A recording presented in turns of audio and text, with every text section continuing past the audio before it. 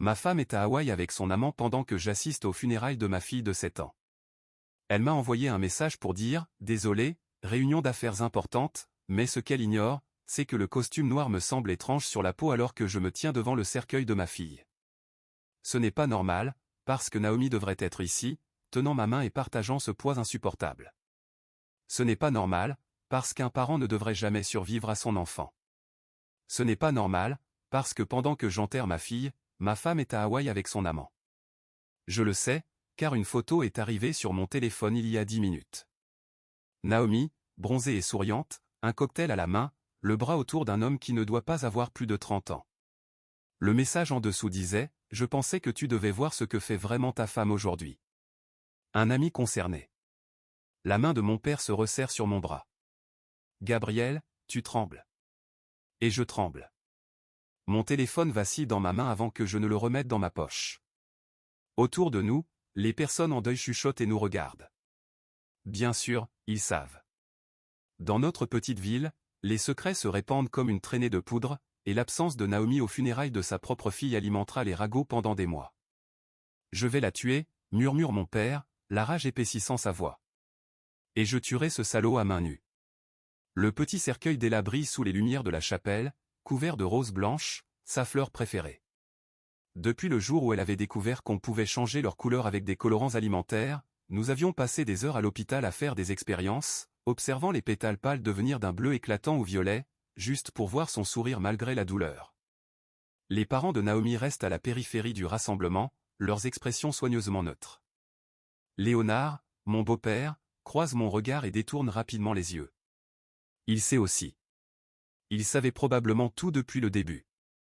Le maître de cérémonie s'approche, un clipoir à la main. Nous sommes prêts à commencer. Je veux crier que je ne suis pas prêt, que rien de tout cela n'est juste, qu'Ella devrait être chez elle, en train de jouer à des jeux vidéo ou de mendier 5 minutes de plus avant d'aller se coucher. À la place, je hoche la tête et prends ma place au premier rang. Mon téléphone vibre à nouveau, un autre message, cette fois de Naomi elle-même. Désolé, je n'ai pas pu venir. Réunion d'affaires importante. Je te revaudrai ça. La rage qui m'envahit est différente de tout ce que j'ai ressenti auparavant. Elle consume le chagrin, ne serait-ce qu'un instant, laissant place à quelque chose de plus dur, plus froid, plus dangereux. Je supprime le message et redresse mon dos. Qu'elle profite de son paradis hawaïen avec son amant bon marché. Qu'elle pense qu'elle a gagné. Qu'elle croit que je vais m'effondrer et disparaître comme un bon veuf endeuillé. Mais je ne le ferai pas. Je vais la détruire. Pas seulement pour nous avoir abandonnés pendant la maladie d'Ella, pas seulement pour avoir manqué ses funérailles, mais pour chaque mensonge, chaque trahison, chaque moment où elle s'est choisie elle-même au lieu de notre fille. Je lui prendrai tout, morceau par morceau, jusqu'à ce qu'elle comprenne ce que signifie réellement perdre.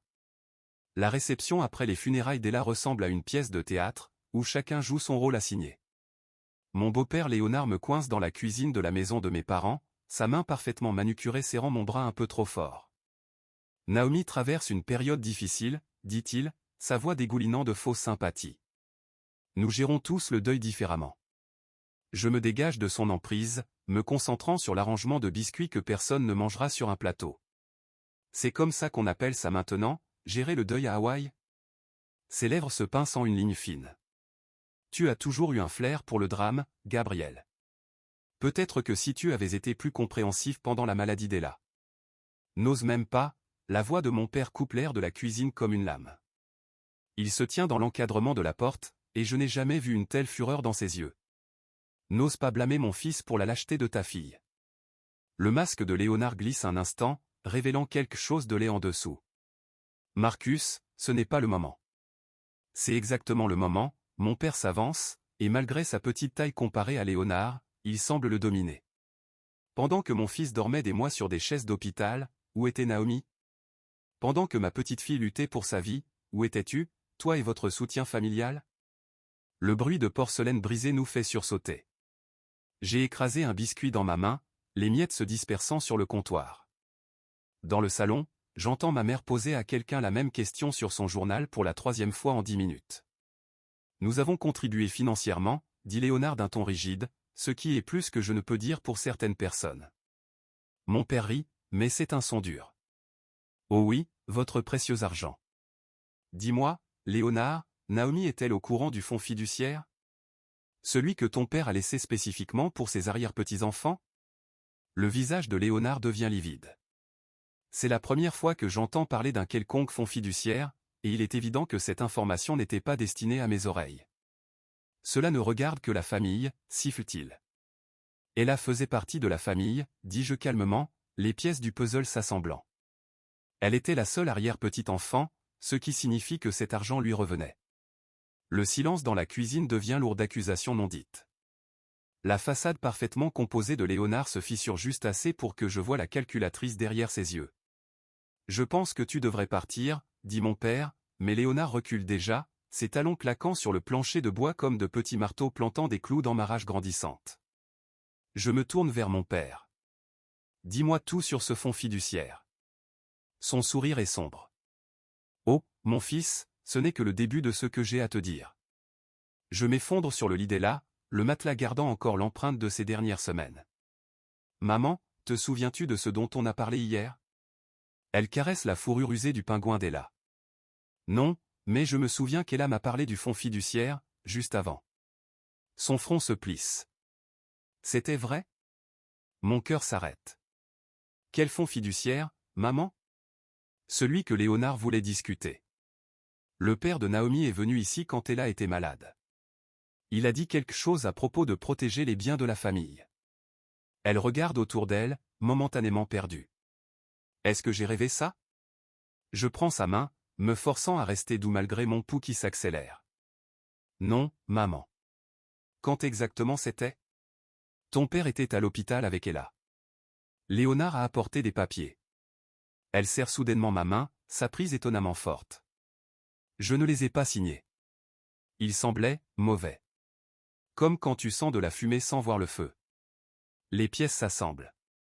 Les visites inattendues de Léonard, les manipulations minutieuses de Naomi, son intérêt soudain pour les biens de la famille. Ils ne visaient pas seulement l'assurance vie d'Ella. Ils essayaient de tout s'approprier pendant que ma mère était vulnérable. Mon téléphone vibre. Un message de Samuel, Naomi est de retour. Réunion avec son avocat demain, à propos de transfert de propriété. La voix de ma mère se brise. J'aurais dû mieux vous protéger, toi et Ella. Tu nous as protégés, maman, en ne signant pas ces papiers. Je me lève, ma décision se cristallisant. Maintenant, c'est à mon tour. Elle tend le pingouin. Ella savait, tu sais? À propos de Naomi. Elle m'a dit de ne pas m'inquiéter pour toi, parce que tu es plus fort que tout le monde ne le pense. Ses yeux se voilent. Qui est Naomi? La douleur familière de la voir s'éloigner se mêle à une nouvelle détermination. Je prends le pingouin, son poids doux m'ancrant dans l'instant présent. Mon téléphone vibre à nouveau, un message de Patricia. J'ai trouvé quelque chose dans les registres de propriété. Passe à mon bureau immédiatement. Je dépose un baiser sur le front de ma mère. Je dois y aller, maman. Mais je te promets qu'ils ne prendront plus rien à cette famille. Elle sourit vaguement, déjà perdue dans un fragment de mémoire, mais ses paroles résonnent dans mon esprit, comme de la fumée sans feu. Le bureau de ma tante est un labyrinthe de dossiers et d'armoires, mais ce qu'elle me montre ne se trouve pas dans un tiroir. Sur son écran d'ordinateur, elle fait défiler une série de transferts de propriété datant de la maladie d'Ella. Il planifiait ça depuis des mois, dit Patricia, montrant document après document. Des sociétés écrans, des comptes cachés, tout menant à Naomi et ses parents. Mes doigts suivent les dates sur l'écran. Chacune correspond à un séjour à l'hôpital, une séance de chimiothérapie, un jour où j'étais trop concentré sur Ella pour remarquer ce que faisait Naomi. Voici le plus gros, continue Patricia en ouvrant un autre fichier. Ils ont utilisé les factures médicales d'Ella pour justifier des ventes d'urgence de vos biens communs.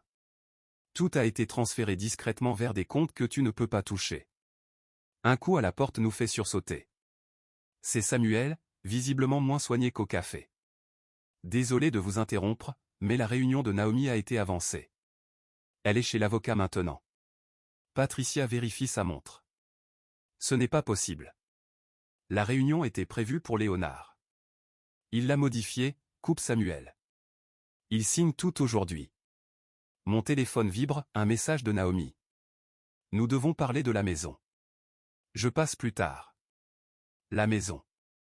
Celle de mes parents, où ma mère vit encore. Là où elle a passé ses derniers jours. La propriété qui est dans notre famille depuis 3 générations. Montre-moi tout, dis-je à Patricia, ma voix calme malgré la rage qui bouillonne en moi. Pendant 1 heure, nous reconstituons les pièces du puzzle, les dettes de jeu de Naomi dissimulées derrière des façades d'entreprise, le démantèlement méthodique de nos biens communs orchestrés par Léonard, et leur tentative pour manipuler ma mère afin qu'elle renonce à ses droits sur la propriété familiale. Il y a autre chose, murmure Samuel. Il sort son téléphone et fait jouer un enregistrement. La voix de Naomi remplit la pièce, discutant avec Léonard sur la façon d'exploiter la condition de ma mère pour s'emparer de notre maison. Dans le silence qui suit, j'entends la voix d'Ella dans ma mémoire, « Promets que tu ne les laisseras pas prendre notre maison, papa. » On peut les arrêter, dit Patricia. Mais il faut agir maintenant. Je me lève, rassemblant les documents imprimés. Je ne vais pas seulement les arrêter. Je sors le pingouin d'Ella de mon sac, le pose sur le bureau de Patricia. Je vais tout récupérer. Et je vais m'assurer qu'il ne blesse plus jamais personne. Samuel sourit, un sourire plein de dents. Je savais que tu dirais ça, parce que je sais exactement où ils ont caché les contrats immobiliers. Prenez votre manteau, dis-je à Patricia. On va rendre visite à l'avocat de Naomi. Le pingouin semble nous regarder partir, ses yeux de boutons usés témoins de notre détermination, alors que nous avançons vers une confrontation qui changera tout. Je fixe la dernière photo à l'écran, et là à l'hôpital, Naomi ostensiblement absente comme toujours. Ma fille s'est battue jusqu'à son dernier souffle, ne renonçant jamais malgré des chances impossibles. Non, dis-je, ma voix plus assurée que je ne le ressens. Ils ne prendront plus rien d'autre, parce que nous ne jouons plus selon leurs règles. Patricia pose une main sur mon épaule. À quoi penses-tu? Je pense qu'il est temps d'arrêter d'essayer de les battre à leur propre jeu. Nous devons changer les règles entièrement. Les lumières vacillent, projetant des ombres sur les preuves de nos crimes et des leurs. Le lendemain matin semble soudain très loin. La cuisine de mon père a toujours été un sanctuaire, mais ce soir, c'est une salle de guerre. Des dossiers et des documents couvrent chaque surface, tandis qu'Henri étale ce qu'il appelle sa police d'assurance. Je suis sur les traces du plan de Naomi depuis le premier séjour d'Ella à l'hôpital, dit-il, dévoilant des années de photos de surveillance, relevés bancaires et conversations enregistrées. Je savais que quelque chose clochait quand elle a commencé à faire pression sur Margaret au sujet des titres de propriété. Patricia saisit un document, ses yeux s'écarquillant. Ces transferts, ils sont tous juridiquement valides, mais ils ne sont pas ce que Naomi croit qu'ils sont. Un coup à la porte nous fige tous. Samuel entre discrètement, son costume de designer remplacé par des vêtements décontractés. Son téléphone enregistre. Ils arrivent. Léonard a convaincu Naomi que ce soir est le moment de te forcer la main. Parfait timing, dit mon père avec une voix d'acier enveloppée de soie. Montre-lui, Patricia. Ma tante sort des documents sur sa tablette, chaque propriété que Naomi pensait avoir sécurisée, chaque bien qu'elle a essayé de voler, a été transféré légalement, non pas à elle, mais à un trust au nom d'Ella, avec moi comme exécutant. Comment? Murmurai-je. Ta mère avait plus de jours clairs qu'ils ne l'ont réalisé, dit Henri. Nous avons veillé à ce que chaque transfert soit dûment attesté et notarié pendant ces moments. Naomi était tellement occupée à créer de faux documents qu'elle n'a jamais vérifié les vrais. Des phares balaient les fenêtres. Des portières claquent. Souvenez-vous, dit Patricia rapidement, laissez-les penser qu'ils contrôlent tout. Naomi entre sans frapper, Léonard et Robert juste derrière elle. Elle tient le dossier contenant les menaces contre ma famille, son sourire triomphant. Le temps est écoulé, annonce-t-elle. As-tu pris ta décision? Je me lève, laissant ma main trembler, jouant le rôle qu'ils attendent. Vous avez gagné. Je signerai tout ce que vous voulez. Le sourire de Léonard reflète celui de sa fille. Je savais que tu comprendrais. Samuel s'avance, son téléphone toujours en train d'enregistrer. En fait, je pense que vous devriez voir ceci d'abord. La couleur disparaît du visage de Naomi lorsqu'il joue un enregistrement, elle avoue une fraude à l'assurance, manipule ma mère et planifie tout alors qu'elle mourait. Mais ce n'est pas seulement sa voix sur l'enregistrement. Léonard y figure aussi, orchestrant chaque mouvement. Vous nous avez piégés, gronde Naomi, se jetant en avant, mais Patricia lui bloque le chemin. Non, dis-je doucement. Vous vous êtes piégés vous-même. Chaque faux document que vous avez créé, chaque transfert illégal que vous avez tenté, laisse une trace écrite. Une trace déjà envoyée à la division des crimes financiers du FBI. Léonard tend la main vers le dossier de menace, mais mon père le saisit en premier. Vous cherchez ça, dit-il. Le truc drôle avec les preuves, c'est qu'elles fonctionnent dans les deux sens, surtout quand elles ont été méticuleusement documentées par une secrétaire juridique à la retraite qui a passé 40 ans à apprendre comment protéger les biens familiaux. Le visage de Naomi se tord. Vous ne pouvez pas. Je l'ai déjà fait, la coupe est jeu. La seule question maintenant est jusqu'où voulez-vous que cela aille, parce que je suis prêt à tout perdre pour m'assurer que vous perdiez davantage. Le silence qui suit ressemble à une forme de justice. Le givre matinal craque sous mes pieds alors que je marche à travers le cimetière.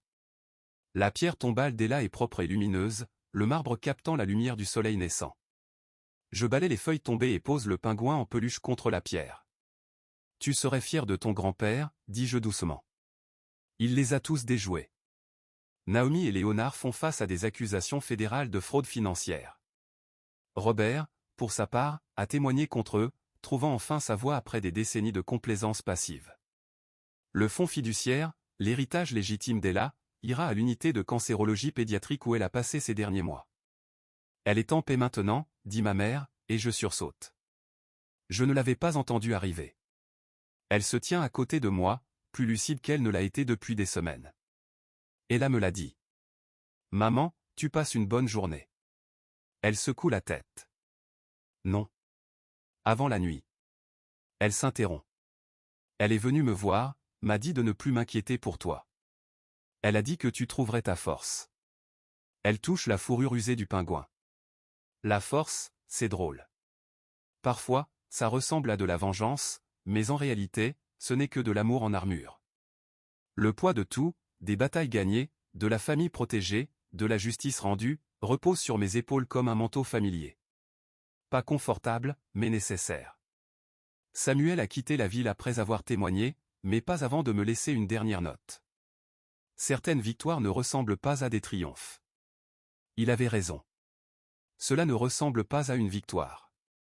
Cela ressemble à de la survie. Mon téléphone vibre. Patricia me met à jour sur le gel des derniers biens de Naomi. Je l'éteins sans répondre. Ce chapitre est terminé. Prête à rentrer ? Demandai-je à ma mère. Elle fixe la pierre tombale, quelque chose changeant dans ses yeux. Est-ce que je t'ai parlé de la visite d'Ella ? Oui, maman. Tout à l'heure. Oh. Elle marque une pause, puis sourit. Bien. Je ne voudrais pas oublier ça. Alors que nous nous retournons pour partir, un mouvement attire mon regard, un papillon monarque atterrissant sur la pierre tombale d'Ella, ses ailes captant le soleil comme du verre teinté. Ma mère tend la main, mais je la retiens. Laisse-le, dis-je, comprenant enfin ce qui m'échappait. La vengeance n'était pas la réponse dont j'avais besoin. C'était ceci, protéger ce qui reste, honorer ce qui a été perdu, trouver la paix dans les espaces entre la justice et la clémence. Le papillon s'envole, dansant sur la brise du matin. Ma mère le regarde partir, puis se tourne vers moi avec des yeux clairs. On fait des pancakes ? Ella aimait toujours les pancakes. Oui, dis-je en prenant son bras. Elle adorait ça. Nous laissons le pingouin monter la garde, sentinelle silencieuse contre le marbre derrière nous.